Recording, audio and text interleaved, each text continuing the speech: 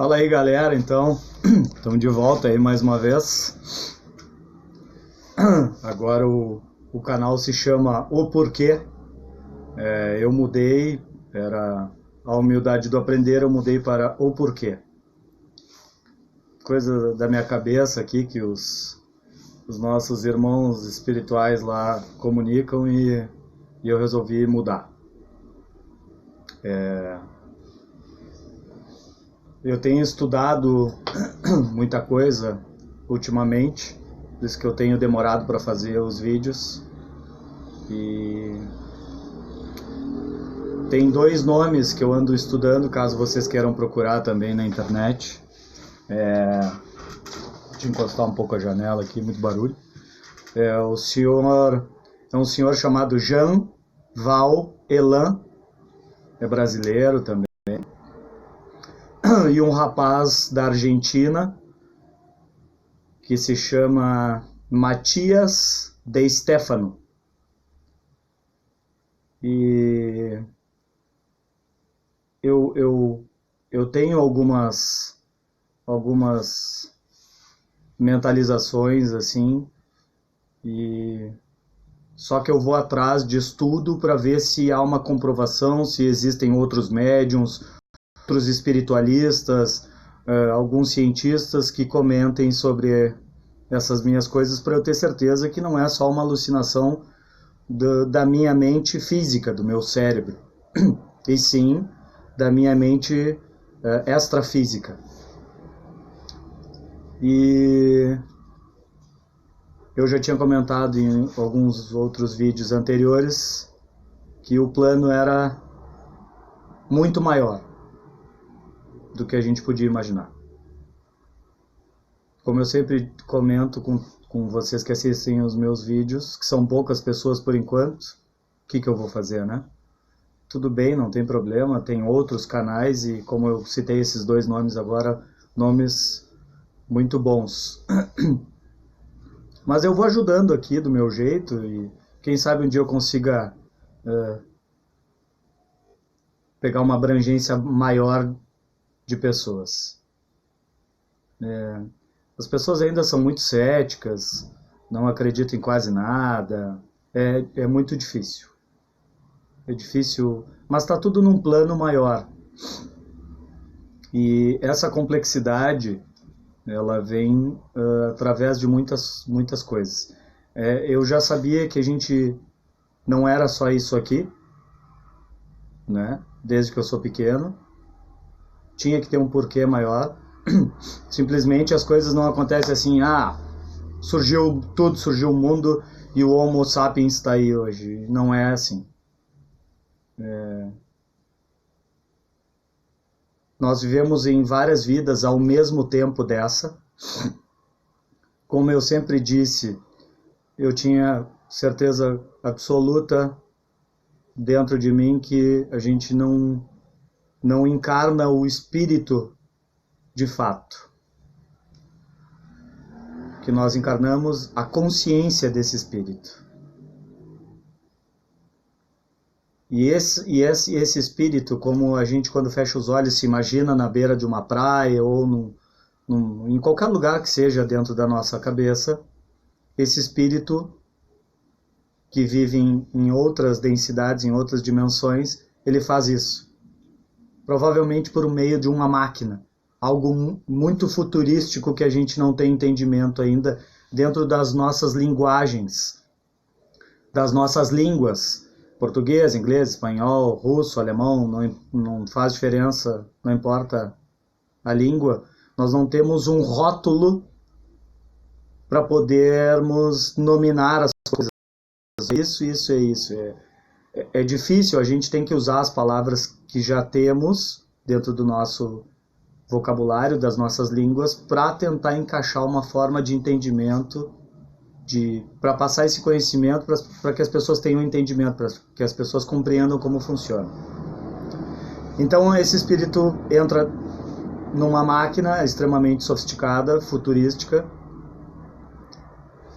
entra numa meditação profunda, atemporal, sem tempo,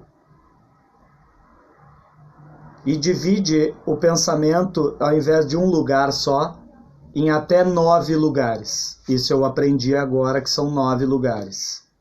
9 tempos diferentes, como se fossem aqueles filmes antigos de rolo de foto ou de filmadora, que são aqueles frames, são os quadrinhos.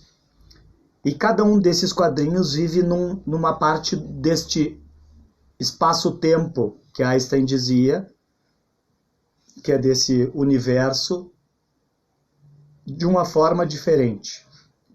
Segundo o que o Stefano falou, nós aqui usamos o tempo para nos deslocar no espaço, do ponto A ao ponto B.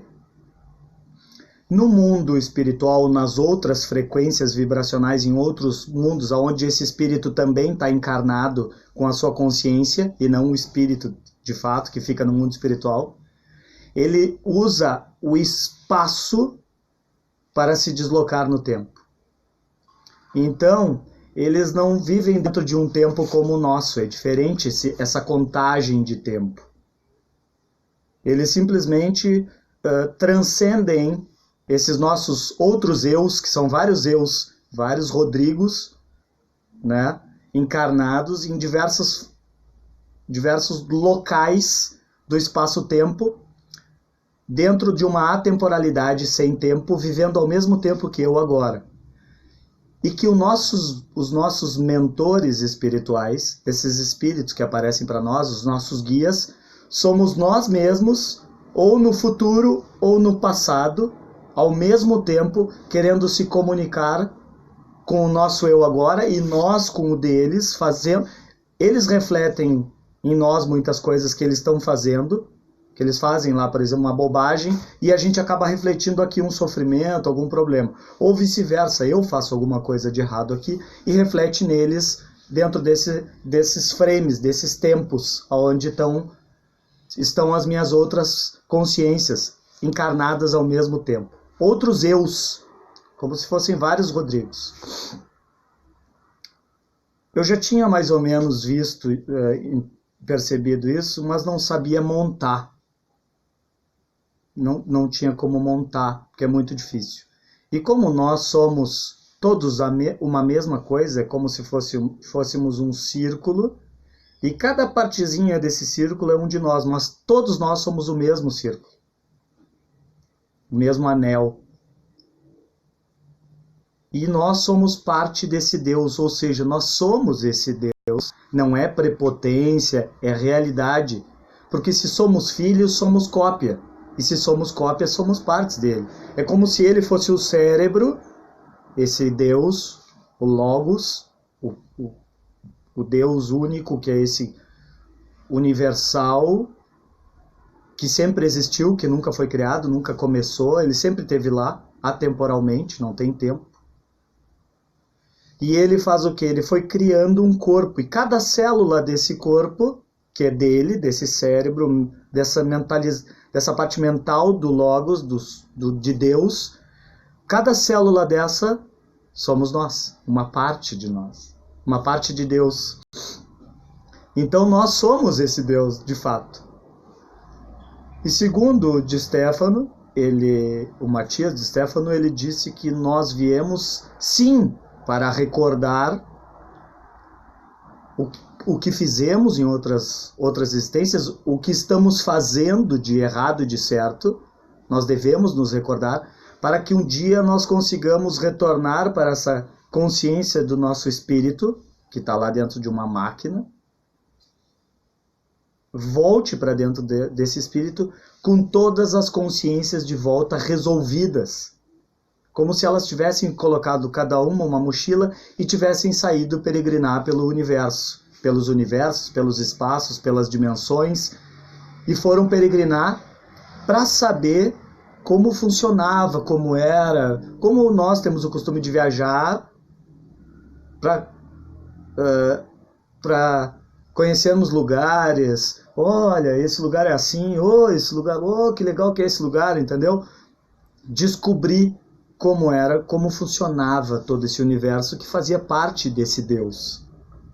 Só que muitas vezes, por exemplo, a gente não presta atenção uma vida inteira, não olha nem para a palma da própria mão e não sabe como ela é feita, como ela é desenhada. Foi mais ou menos isso, em palavras mais miúdas, mais de fácil entendimento, para que a gente não prolongue demais o vídeo, não fique tão complexo para o entendimento.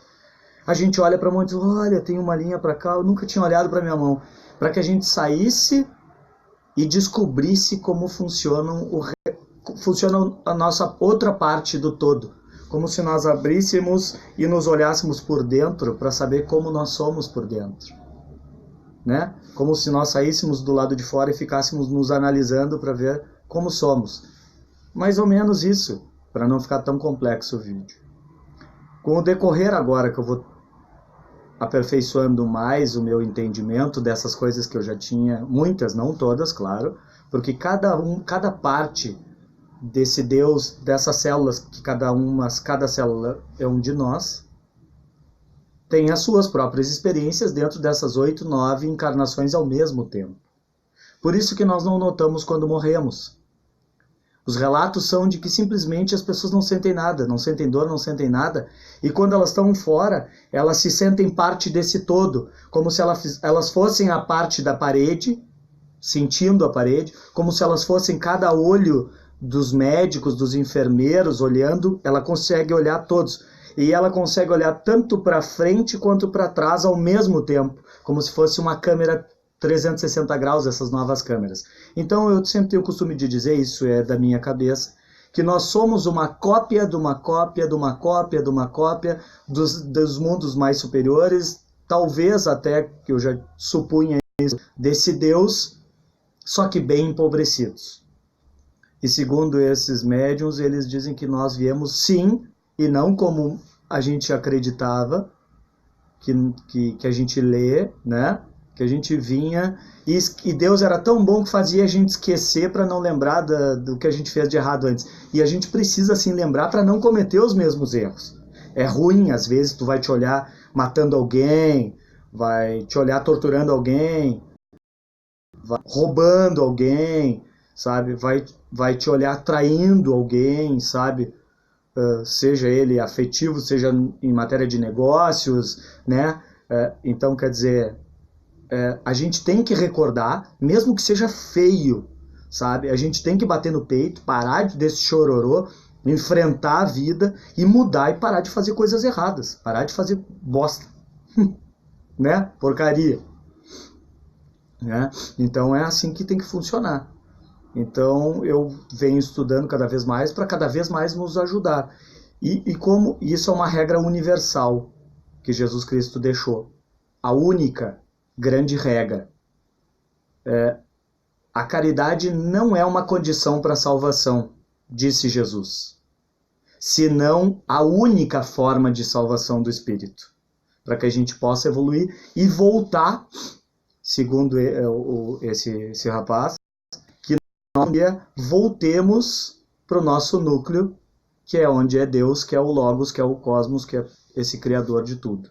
Então, para retornar para Ele, nós temos que trazer boas bagagens. Mas nós ficamos perdidos no caminho em vários tempos, vivendo encarnados, em vários tempos, agora ao mesmo tempo, para resgatarmos essas, ao invés da gente só ter ido passear, tirar umas fotos, tirar bom proveito, analisar como era e tal, e voltar, nós fomos nos perdendo com a distância. É como se uma luz distante fosse se perdendo, enfraquecendo cada vez mais distante. E para que nós voltemos para esse foco forte, onde é Deus, para voltar para o ponto de origem, nós temos que resgatar as coisas boas, trazer as coisas ruins ajeitadas, arrumadas, para que a gente um dia possa estar em paz e esse Deus, esse Logos, continue cada vez mais forte, né? Cada vez maior e para outros rumos, né? Porque eu acho que nós atrasamos um pouco o processo. Mesmo sendo atemporal, acho que a gente está meio atrasado, está meio demorado. Então a gente meio que segurou o processo, tá? Então no próximo vídeo eu dou uma continuada aí. Feito? Abração aí, tudo de bom. O porquê?